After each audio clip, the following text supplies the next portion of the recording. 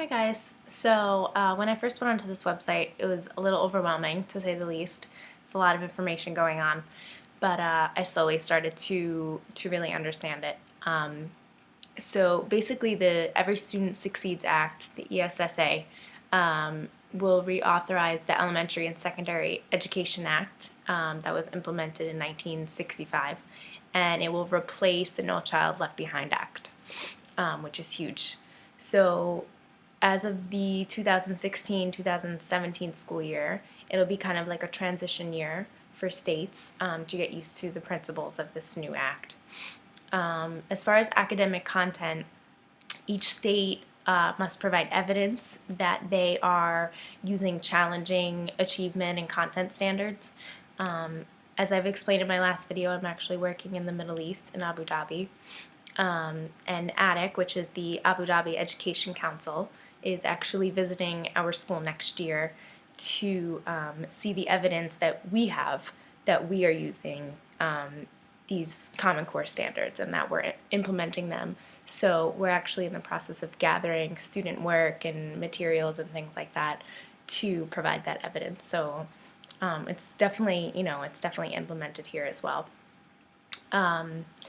Another thing is that these standards must include some knowledge, skills in the state accepts students diagnosed with severe cognitive disability. So those students that are diagnosed with these severe cognitive disabilities will have kind of alternate standards as well as alternate assessments given to them.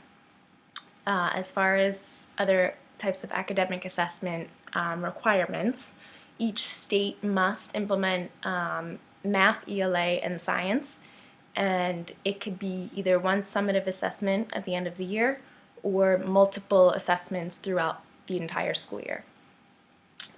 These need to include, obviously, higher order thinking questions, and it can provide, it can use things like portfolios, activities, games, things like that. Which is really, really interesting to me because usually schools will not do that in assessments, and I think it's just so important to have these multiple measures.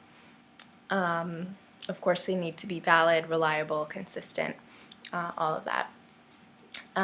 Of course, they need to make necessary accommodations for students with disabilities.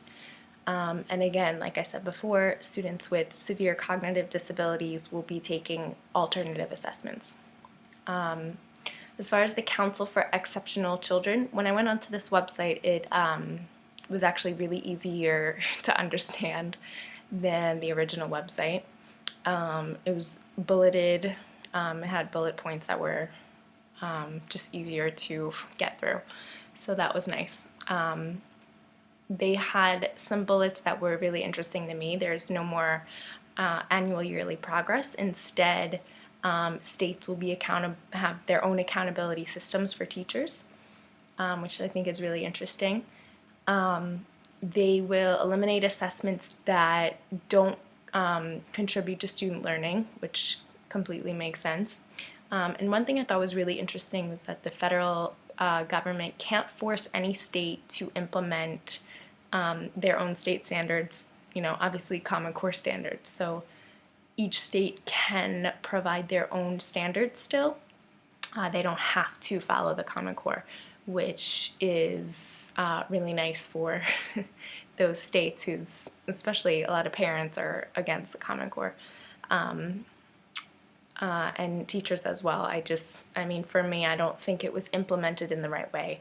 I am all for the Common Core. I love the standards that they have in place. I think they will really, further the education of students, but it was implemented in the wrong way. It should have been implemented, 1 year at a time, not all together, where teachers and students are overwhelmed. So that's one interesting part of it. It's also going to eliminate the federal mandated teacher evaluations as far as highly qualified, all of that. So that'll be good. It's going to provide professional development programs for gifted and talented teachers. educators. So I think that's really important because I think a lot of teachers, I think this is a big point that we focus too much on the students with disabilities who are very low, and we don't pay enough attention or know how to challenge and educate our students are who need to be challenged, those gifted students who are very, very, very high-level students. They will also require schools to provide evidence-based interventions for mental health, things like bullying, overuse of discipline, or kind of aversive, intense behavioral interventions. So they'll need evidence of that. As far as the universal design for learning, that's basically a set of principles for the curriculum development that give all students equal opportunities to learn. So basically, it's asking teachers, how do they learn? How do they organize their thoughts? How do they stay motivated and engaged and challenged? This is something we need to be asking ourselves every day. And it's something that I actually have had a huge issue with this past year working in my school, because we have literally two special education teachers, and they don't push in, they just pull out kids. They're very qualified, but there's not enough funding for special education in this country, and unfortunately they can only do what they can do with what they have. And again, in this culture, it's not very, it's a little frowned upon, and people are kind of in denial. So we can only do however much we can do.